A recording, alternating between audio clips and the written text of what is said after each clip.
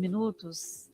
A gente vai falar agora sobre meio ambiente. A nossa conversa é com o advogado e especialista em meio ambiente, Rogel Martins Barbosa, que está lançando um novo livro, Primeiras Linhas da História do Direito Ambiental, é o tema, é o nome do livro, né, o nome do título, e é sobre esse assunto, então, que a gente conversa agora ao vivo, em 95,5 FM, também pelo Facebook, YouTube e Twitter da CBN Maringá. Olá, doutor Rogel, muito bom dia. Bom dia, Luciana. Bom dia aos nossos ouvintes e aos nossos internautas que nos acompanham nesta manhã. É verdade, também estamos com os internautas.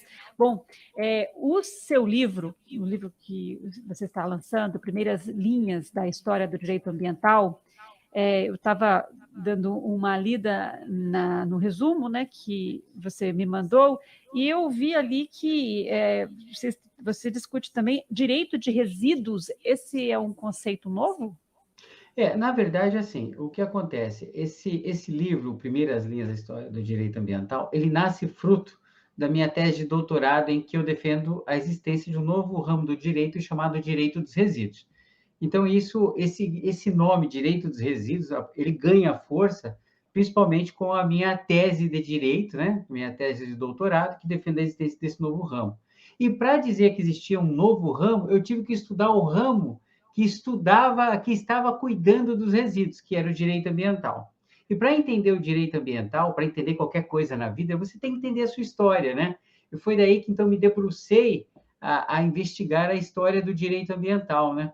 E uma história que eu acabo contando, Luciana, não uma história, o livro, né? Daí já não falo da minha tese. A tese de doutorado aí é uma questão bastante acadêmica, né? Mas o livro, na verdade, é uma história que eu conto para o homem comum, né? Entender, porque assim, todo o peso do direito ambiental, a sua legislação, tudo tem uma razão, né? Então eu conto para o homem comum como nasce a razão dessas coisas que nós temos hoje, né?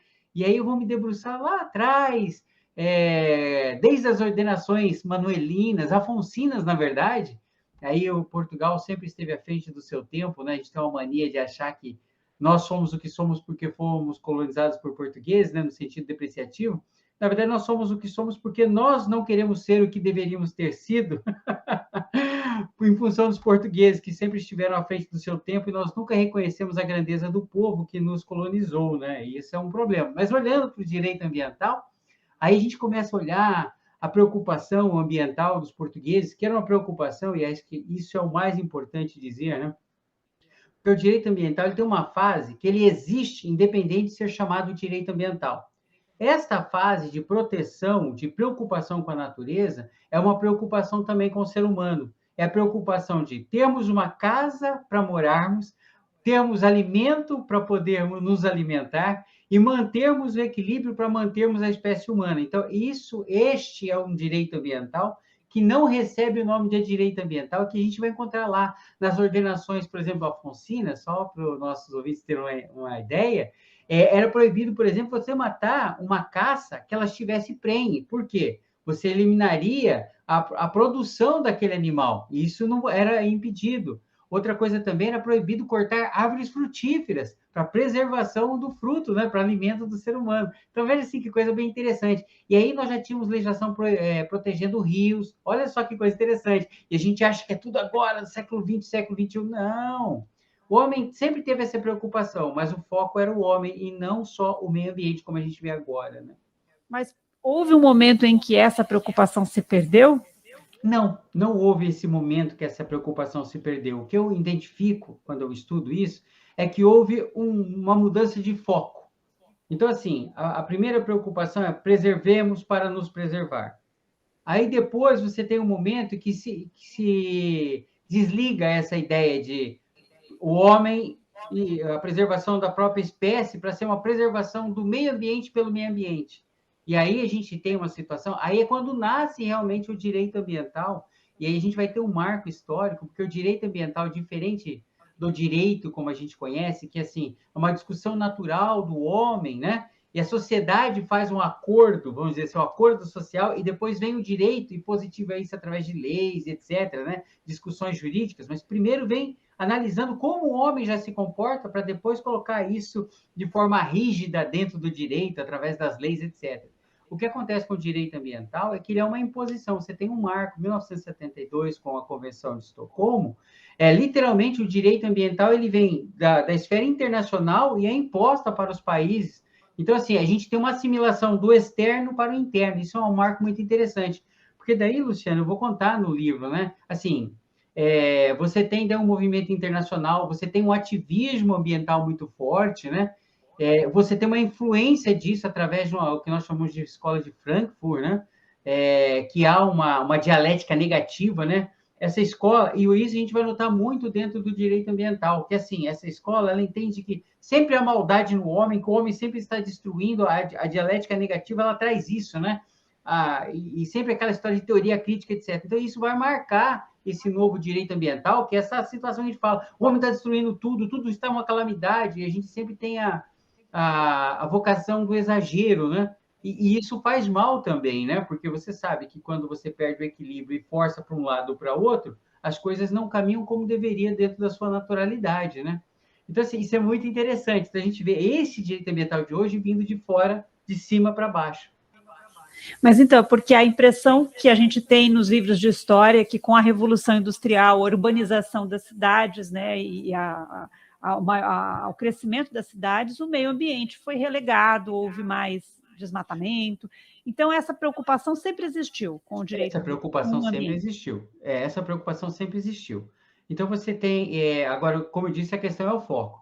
Porque a gente tem, às vezes, assim, você tem que entender uma coisa. A urbe, né? O centro urbano, ele sempre criou um impacto. E a gente chama, inclusive, esse impacto aqui, a cidade, existe um meio ambiente urbano que a gente tenta preservar. Por quê? A nossa espécie precisa deste meio para sobreviver. Não dá para jogar um homem sozinho numa floresta que ele não sobrevive, ele é comido por bichos.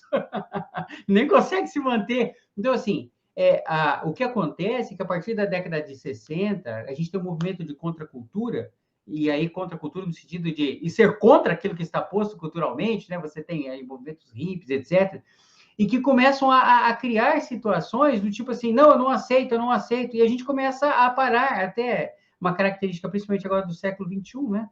O ser humano está abdicando do seu próprio pensamento lógico, né, para acreditar só no que as pessoas falam, né?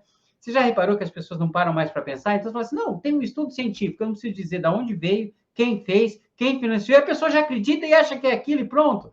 E, às vezes, assim, a realidade dele diz totalmente uma coisa, totalmente contrária àquilo, mas ele está acreditando, e daí como é que fica tudo isso, né? Então, isso tem muito a ver com esse movimento de contracultura e essa abdicação de pensarmos, né?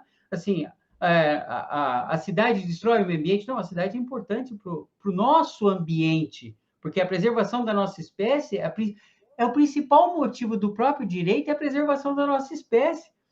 Luciana, faz sentido termos direitos se não existir ser humano? E as pessoas não... Até a gente tem uma situação preocupante, isso você pode ler em livros até de psicologia, né? Às vezes a gente vê pessoas defendendo o meio ambiente até com uma tendência suicida. Isso é complicado, né? Porque a extinção da nossa espécie é um suicídio, né? Nós não podemos pensar nisso, né? Nós temos que preservar para nos preservarmos, porque o direito é o homem, aplicado apenas para o homem, né? Nenhuma coisa obedece ao direito, senão o próprio homem, né?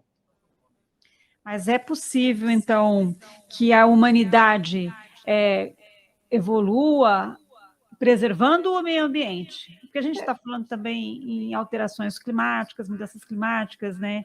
Em chegar a um ponto em que a gente não vai ter mais, o planeta não vai mais se recuperar, aí a gente também não tem mais a casa, ou esse discurso também tem algum equívoco? Esse discurso é um tanto quanto alarmista, né? Mas vamos pensar assim, se a gente pensar em termos de crença, vamos lá, a crença cristã, todos nós sabemos que o mundo vai ter um fim, não é assim? Para quem professa a crença cristã.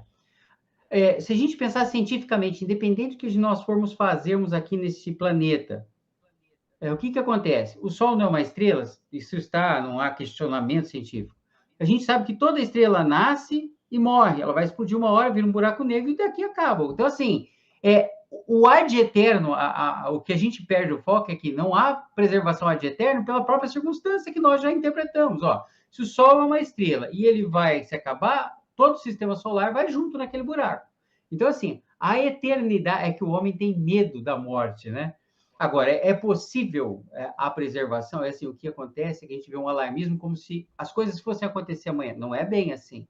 A gente pode sim manter um equilíbrio sem, inclusive, impedir com que o homem possa se realizar, porque o ser humano precisa da sua realização pessoal. É um conjunto de coisas. Ele precisa viver e viver bem. Então, nós não podemos também impedir que o ser humano viva na sua completude apenas pela preservação ambiental, que nós sabemos que, cientificamente, o Sol é uma estrela. Daí eu saio da minha crença para falar da ciência e dizer que isso aqui uma hora vai ter um fim. Só que a gente não se desespera por isto, porque isso é uma coisa natural, isso se chama natureza. Então, assim, é importante a preservação? É, mas é uma preservação para preservar o próprio ser humano. As coisas, assim, quando você estuda história, e assim, tem um detalhe também, né? Porque quando a gente fala de história, existe uma história contada muito recente, se você observar o tempo todo da existência. Então, tem muita coisa que se fala que é história, mas na verdade é especulação do que aconteceu. Se imagina que, mas ninguém tem uma certeza absoluta, né? Outra coisa que a gente fica depositando certezas absolutas na ciência. A ciência não traz certezas absolutas, ela traz método para encontrar algumas respostas. E, ó, vou dar um exemplo interessante aqui, uma coisa que aconteceu, que aí tudo, assim, influenciou o direito e agora se mudou novamente o conceito. Então, 1939, teve um cientista suíço que desenvolveu um inseticida chamado DDT. Né? O DDT, todo mundo conhece a história do DDT e tal. Aí o que acontece? O DDT, esse cientista, que agora me fugiu o nome dele, ele fez o quê? Em 1948, por ter descoberto esse DDT, porque o DDT ele combate o mosquito da malária, da dengue, da leishmaniose. Então, assim, ele foi usado para combater essas doenças. Ele ganhou o prêmio Nobel. Olha só, coisa interessante, 1948. Quando foi em 1962, teve uma bióloga ativista, ela se reconhece assim, a Raquel Carson escreveu um livro Primavera Silenciosa. Não é um livro... Pois não? O cientista suíço Paul Hermann. Isso mesmo, obrigado, você foi muito gentil. Paul Miller, né? Paul Miller, e acho que o Hermann está é o sobrenome do meio, se não me engano. Ah, é Paul Hermann Miller. Isso mesmo, é o sobrenome do legal. meio. Então, o Miller, ele descobriu isso, então, assim, recebeu o prêmio Nobel, porque ele fez uma coisa muito boa para a humanidade. Aí o que aconteceu? Em 1962 veio esse livro, que não é um livro, assim, tão acessível à sua apreensão ao homem comum, mas o nome muito bom, né? Primavera Silenciosa, né? Ele é impactante, né? Vendeu meio milhão de cópias, 1962, virou um sucesso. E com isso começou uma pressão muito grande. Temos que acabar com os inseticidas, etc. Mas daí não foi todos os inseticidas, focaram no DDT. Não, acaba com o DDT está matando inseto, está matando inseto, está matando inseto. Bom, resultado. A EPA americana, o primeiro país a baixar uma lei, né, vamos dizer assim, a proibir o DDT foi a Suíça. Depois vieram outros, e o mundo todo acabou proibindo. E aí, na EPA americana, que é a agência ambiental deles, falou assim, olha, nós não temos certeza científica se ele faz o que estão falando que faz, em termos de prejuízo à saúde. Mas, para evitar a discussão, que já virou uma grande polêmica nos Estados Unidos, nós vamos proibir o DDT. Perfeito. O que aconteceu? Agora, em 2006, a OMS, agora muito famosa OMS, né? Ela acabou de recomendar que é para voltar a usar DDT para combater a malária. Então, veja, assim, a ciência que a gente não sabe, você se dedica a dizer não, agora vem e diga, olha, use. Então, assim, por quê? Porque aumentou demais um problema que o único inseticida capaz de resolver aquele problema para o atual estágio científico era esse DDT. Então, assim, a gente tem na questão ambiental uma questão de ativismo. De regra, a questão ambiental, isso eu vou acabar abordando no livro, ela inicialmente ela tem um apelo conservador. Então, assim, a postura do conservador seria, vamos preservar a nossa casa. Depois, principalmente no século XIX, e aí século XX, na verdade, o século XX é pródigo nisso, a agenda ela é assumida pelos progressistas, ou seja, ela se torna uma agenda voltada dentro de uma agenda social, socialista, por assim dizer. Então, assim, e aí começa a situação das imposições, porque a gente vê hoje que o direito ambiental ele é usado muito para cerceamento de liberdades que, às vezes, você não sabe se são necessárias essas restrições, né? Porque não se tem as certezas científicas que se tanto fala.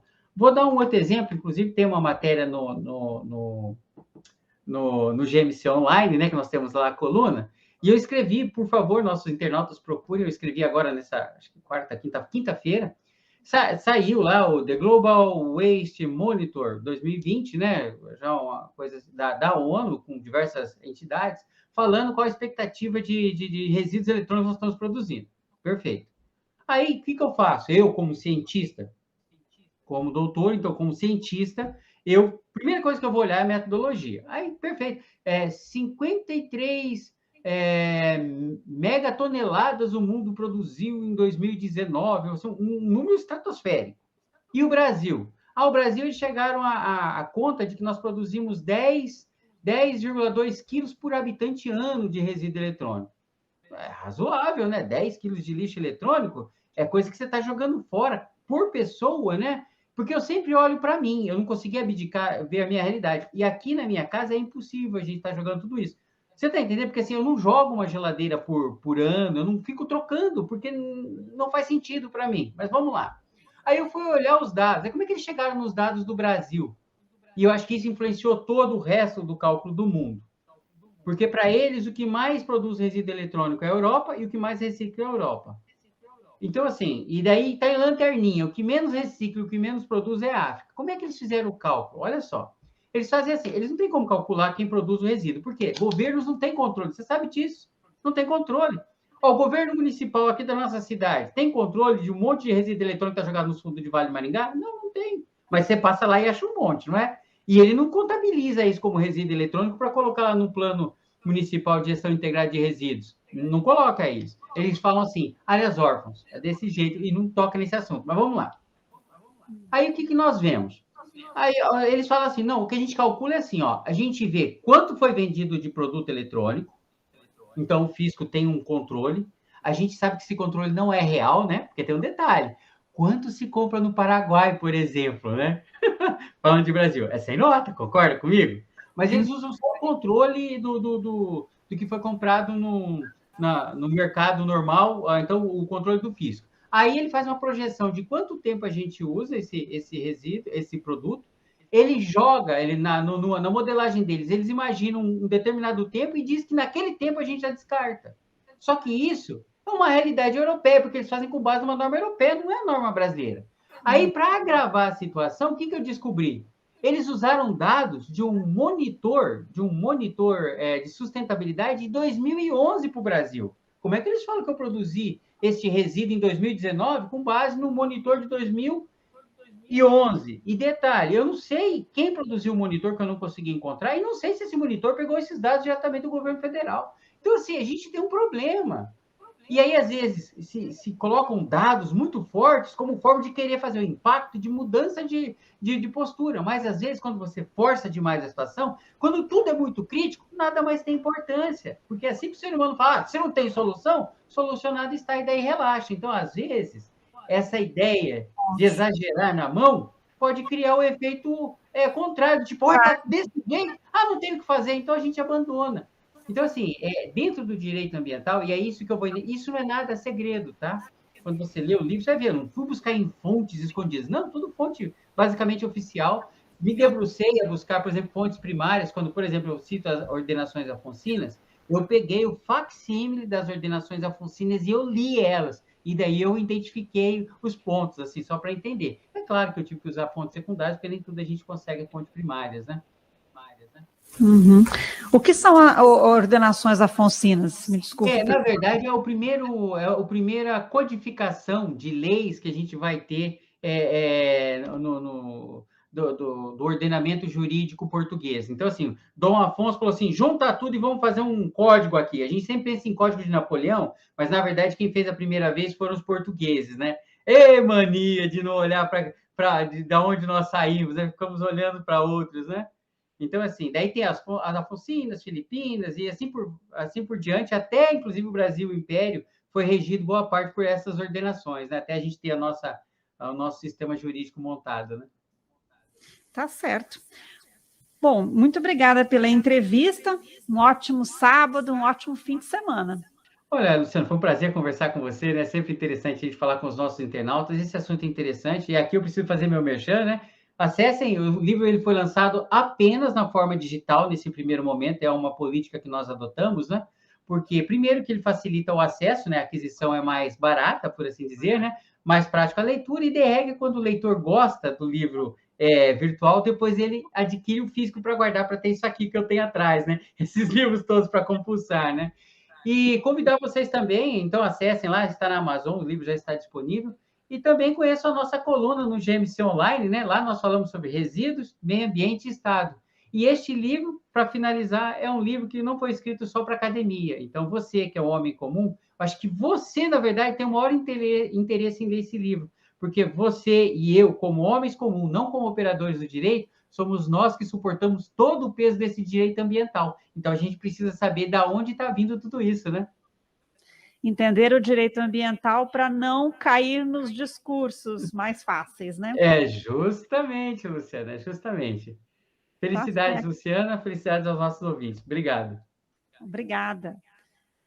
Nós conversamos com o advogado Rogel Martins Barbosa, que está lançando o livro Primeiras Linhas da História do Direito Ambiental. Agora, 11h30.